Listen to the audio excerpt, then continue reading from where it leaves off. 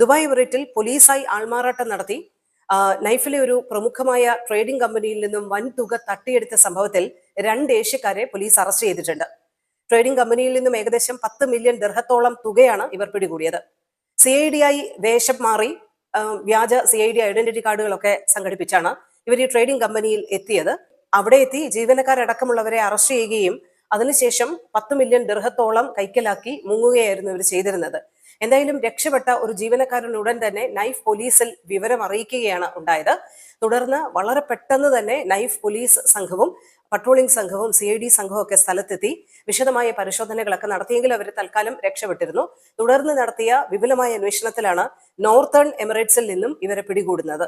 എന്തായാലും ഇവരെ വിശദമായി ചോദ്യം ചെയ്യുന്ന വേളയിലാണ് ഈ മോഷണവും ആൾമാറാട്ടവും ഒക്കെ നടത്തിയതിന് കമ്പനിയിലെ ഒരു മുൻ ജീവനക്കാരന്റെ സഹായം ഇവർക്ക് ലഭിച്ചിരുന്നു എന്നുള്ള ഒരു കാര്യം വ്യക്തമാവുന്നത്.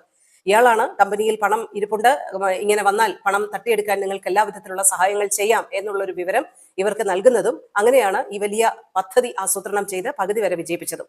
എന്നാൽ ദുബായ് പോലീസിന്റെ കൃത്യമായ അന്വേഷണത്തിൽ ഇവരെ കുടുങ്ങുകയായിരുന്നു. തൊഴിലാളി അടക്കമുള്ളവരെ പിടികൂടിയിട്ടുണ്ട്, പക്ഷെ പണം ഇതുവരെ കണ്ടെത്താൻ കഴിഞ്ഞിട്ടില്ല. പണം കണ്ടെത്തുന്നത് അടക്കമുള്ള കാര്യങ്ങൾ പുരോഗമിക്കുകയാണെന്ന് ദുബായ് പോലീസ് അറിയിച്ചിട്ടുണ്ട്. തിരക്കേറിയ നൈഫ് ഏരിയയിൽ നിന്നാണ് പോലീസായി വേഷം മാറിയെത്തി CID സംഘമായി വേഷം മാറിയെത്തി 10 മില്യൺ ദിർഹത്തോളം 2 ഏഷ്യക്കാർ കവർന്നുകൊണ്ടുപോയത്. എന്തായാലും ഇവരെ പിടികൂടാൻ ദുബായ് പോലീസിന് സാധിച്ചിട്ടുണ്ട്.